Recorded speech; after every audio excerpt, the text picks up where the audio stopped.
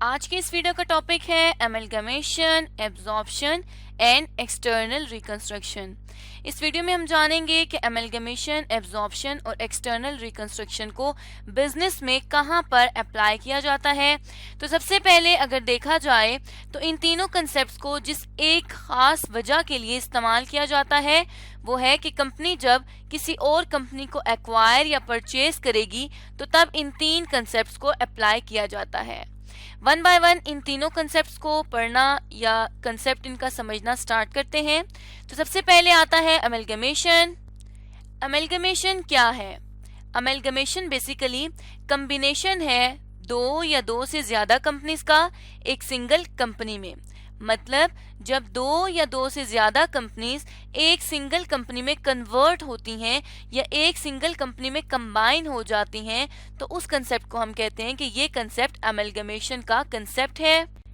अब अगर इसको एक एग्जाम्पल के थ्रू समझें तो लेट्स सपोज एक कंपनी है जिंक कंपनी जो कि बाइंडिंग करती है कागजों की, और दूसरी जो है कंपनी वो है टिंग कंपनी जो कि प्रिंटिंग करती है पेपर या किसी कागज की।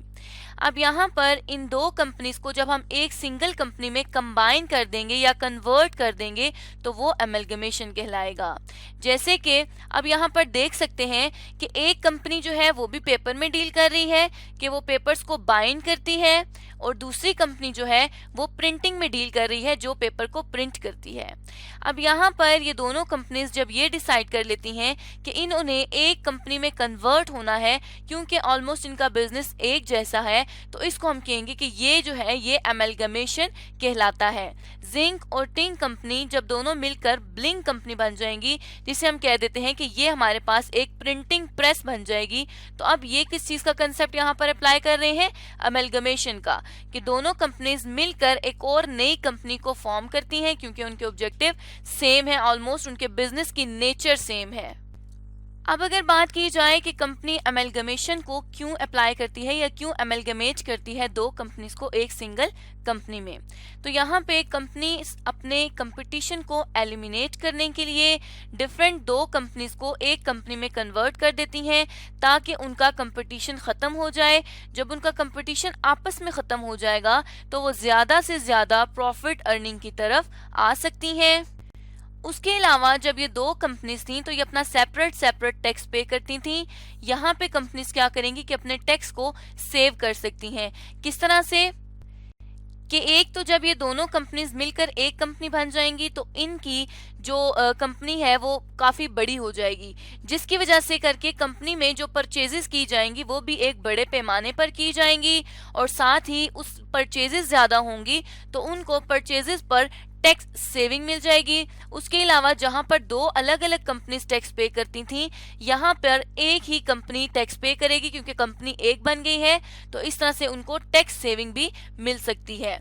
उसके अलावा क्योंकि हम यहाँ पर देख सकते हैं कि दोनों कंपनीज प्रिंटिंग प्रेस के काम कर रही हैं, लेकिन दोनों के जो काम है उनको अलग अलग कंपनी में डिवाइड किया गया है। अब जब इन कंपनीज के काम एक ही कंपनी में कन्वर्ट हो जाएंगे तो ये इनको मैनेजरियल एफिशिएंसी मिल जाएगी।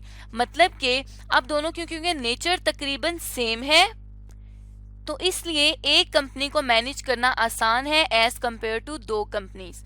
अब यहाँ पर जो तीसरी बात आती है वो ये आती है कि कंपनी जब दो कंपनीज एक कंपनी में कन्वर्ट हो जाएंगी तो वो ग्रो भी कर सकेंगी क्योंकि उनका कंपटीशन यहाँ पर खत्म हो जाएगा, उनको टैक्स सेविंग हो जाएगी और मैनेजरियल एफिशिएंसी इनको अलॉट हो जाएगी, जिसकी वजह से उनका टाइम भी सेव हो जाएगा और वो अपनी ग्रोथ के लिए वर्किंग को परफॉर्म कर सकेंगे।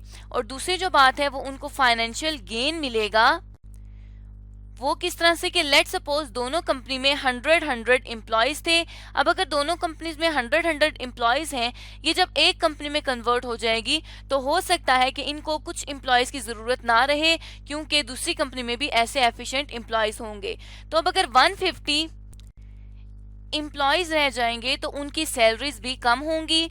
उसके अलावा जो दूसरी बात फाइनेंशियल गेन की आती है वो ये आती है कि जिस तरह दोनों कंपनीज अपनी अलग अलग परचेजेस करती थी, अब जब एक ही परचेज की जाएगी, परचेजेस बल्क में की जाएंगी तो कंपनी को फाइनेंशियल गेन भी उसमें मिल जाएगा। तो इस तरह से अमेलगमेशन जो है वो कंपनीज परफॉर्म करती हैं इन तमाम पॉइंट्स को मद्देनजर रखते हुए। ताकि वो मैक्सिमम गेन हासिल कर सकें। उसके बाद जो दूसरा कंसेप्ट हमने इस वीडियो में डिस्कस करना था वो है एब्जॉर्प्शन। आप जानते हैं कि एब्जॉर्प्शन क्या है और कंपनीज एब्जॉर्प्शन के कंसेप्ट को क्यों अप्लाई करती हैं। तो अगर एब्जॉर्प्शन की बात की जाए तो एब्जॉर्प्शन का कंसेप्ट हमें ये कहता है कि जब एक कंपनी सेल कर देगी अपना एंटायर बिजनेस किसी दूसरी कंपनी को, तो उस कंसेप्ट को हम कहेंगे कि ये एब्जॉर्प्शन है। मतलब एक कंपनी जब पूरा अपना सारे का सारा बिजनेस, मतलब अपनी पूरी कंपनी ही किसी और कंपनी को सेल कर देगी, तो उसे हम कह देंगे कि ये एब्जॉर्प्शन है। जिस तरह हमने ऊपर एग्जांपल ली थी कि हमारे पास जिंक कंपनी है जो कि बाइंडिंग का बिजनेस परफॉर्म कर रही है। अब जिंक कंपनी एमलगमेशन नहीं कर रही, वो ब्लिंक कंपनी में कन्वर्ट नहीं हो रही, लेकिन हम ये कह देते हैं कि अब जो जिंक कंपनी है वो टिंग कंपनी को अपनी कंपनी या अपना बिजनेस सारे का सारा बेच देती है। मतलब अब जो बाइंडिंग है वो जिंक कंपनी खत्म हो जाएगी और जो बाइंडिंग है वो भी टिंग कंपनी परफॉर्म करनी शुरू कर देगी, क्योंकि जिंक कंपनी ने अपना बिजनेस टिंग कंपनी को सेल कर दिया है। तो जहां पे एक कंपनी अपना बिजनेस दूसरी कंपनी को सेल कर देगी उसे हम कहेंगे कि ये एब्जॉर्प्शन कहलाता है। अब अगर बात की जाए कि कंपनीज एब्जॉर्प्शन क्यों परफॉर्म करती हैं, तो जब कंपनी इतनी प्रॉफिटेबल नहीं होती, मतलब कंपनी ज्यादा प्रॉफिट अर्न नहीं कर सकती इन फ्यूचर, तो तब कंपनी क्या करेगी कि अपने बिजनेस को किसी दूसरे बिजनेस को सेल कर देगी जो कि उसको खरीदने में इंटरेस्ट रखता हो या जो उससे बिलोंग करता हो। दूसरी बात कि जब कंपनी इतनी प्रॉफिटेबल नहीं होगी तो जाहिर बात है कि वो अपने जो बिजनेस है उसको मैनेज नहीं कर सकेगी। तो इस तरह की सिचुएशन में कंपनीज अपने बिजनेस को किसी दूसरी कंपनी को सेल कर देती हैं ताकि दूसरी कंपनीज उनके बिजनेस को चला सकें और वो अपनी कंपनी को खत्म कर सकें आसानी से। उसके बाद जो तीसरा कंसेप्ट आता है वो आता है एक्सटर्नल रिकंस्ट्रक्शन का। अब एक्सटर्नल रिकंस्ट्रक्शन के बारे में जानते हैं कि एक्सटर्नल रिकंस्ट्रक्शन क्या है। तो एक्सटर्नल रिकंस्ट्रक्शन क्या होती है कि जब एक कंपनी अपना बिजनेस या एक से ज्यादा कंपनीज अपना बिजनेस जो है वो किसी न्यू कंपनी को ट्रांसफर कर दे या सेल कर दे, तो उसे कहते हैं कि एक्सटर्नल रिकंस्ट्रक्शन। मतलब एक बिल्कुल नई कंपनी में जब अपने बिजनेस को कोई दूसरी कंपनी ट्रांसफर करेगी तो उसे हम कहेंगे कि एक्सटर्नल रिकंस्ट्रक्शन। मतलब दोबारा से कंपनी बना रहे हैं एक न्यू कंपनी के साथ मिलकर, तो उसे हम कह देंगे एक्सटर्नल रिकंस्ट्रक्शन। अब जिस तरह से हमने बात की थी पीछे कि हमारे पास थी एक जिंक कंपनी जो कि बाइंडिंग का बिजनेस परफॉर्म कर रही है। अब एक नई कंपनी बनने जा रही है नोट कंपनी। अब ये जो नोट कंपनी है ये बिल्कुल न्यू कंपनी है जो कि अभी एस्टेब्लिश होने जा रही है। तो उसके लिए फिर जिंक कंपनी क्या करेगी कि अपने बाइंडिंग के बिजनेस को नोट कंपनी को ट्रांसफर कर देगी। अब यहाँ पर एक कंपनी भी नई कंपनी को अपना बिजनेस ट्रांसफर कर सकती है और एक से ज्यादा कंपनीज भी ट्रांसफर कर सकती हैं। जिस तरह जो हम कहते हैं कि टिंग कंपनी अब प्रिंटिंग नहीं कर रही है बल्कि वो मार्केटिंग कर रही है, तो अब जो जिंक कंपनी है वो भी अपना बिजनेस ट्रांसफर कर देगी नोट कंपनी को जो कि न्यू कंपनी बनने वाली है, और टिंग कंपनी जो कि मार्केटिंग का बिजनेस परफॉर्म कर रही है वो भी नोट कंपनी को अपना बिजनेस ट्रांसफर कर देगी। तो इस कंसेप्ट को हम कहते हैं कि ये एक्सटर्नल रिकंस्ट्रक्शन है कि एक बिल्कुल नई बनने वाली कंपनी को अपना बिजनेस ट्रांसफर कर दिया जाए।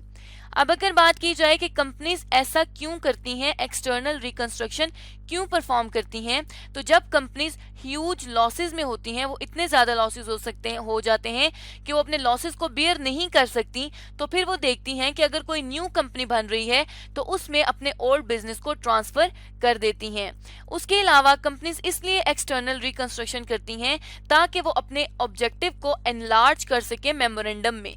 मेमोरेंडम एक ऐसा डॉक्यूमेंट होता है जो कंपनी बनाते वक्त कंपनी उस डॉक्यूमेंट को प्रिपेयर करती है। तो इसमें जो उसका क्लॉज होता है ऑब्जेक्टिव क्लॉज, जिसमें कंपनी लिखती है अपने ऑब्जेक्टिव्स कि वो प्रॉफिट अर्न करना चाहती है या जो भी उसका ऑब्जेक्टिव है वो लिखती है, तो उस ऑब्जेक्टिव को एनलार्ज करने के लिए, बड़ा करने के लिए भी कंपनी अपने बिजनेस को दूसरी नई कंपनी को ट्रांसफर कर देती है। अब यहाँ पे मेमोरेंडम की बात की गई है इसलिए क्योंकि हमने न्यू कंपनी को कंसीडर किया है। उसके बाद जब कंपनी कैपिटल रेज करना चाहती है तब वो क्या करती है कि नई कंपनी के साथ अपने बिजनेस को ट्रांसफर कर देती है। अब यहाँ पे भी अगर कैपिटल रेज करने की बात देखें तो उसके पास पहले तो इतना था ही नहीं पैसा कि वो अपने लॉसेस को बियर कर सके, तो इसलिए अब वो चाहेगी कि थोड़ा सा कैपिटल रेज हो जाए ताकि वो अपने बिजनेस को फर्दर कंटिन्यू कर सके। तो इस तरह से हमने सीख लिया कि एक्सटर्नल रिकंस्ट्रक्शन क्या होती है। तो आज की इस वीडियो में हमने जाना कि कोई भी ऑर्गेनाइजेशन एमलगमेशन, एक्सटर्नल रिकंस्ट्रक्शन और एब्जॉर्प्शन को किस तरह से परफॉर्म कर सकती है और कब इन तीनों कंसेप्ट्स को इस्तेमाल किया जाता है।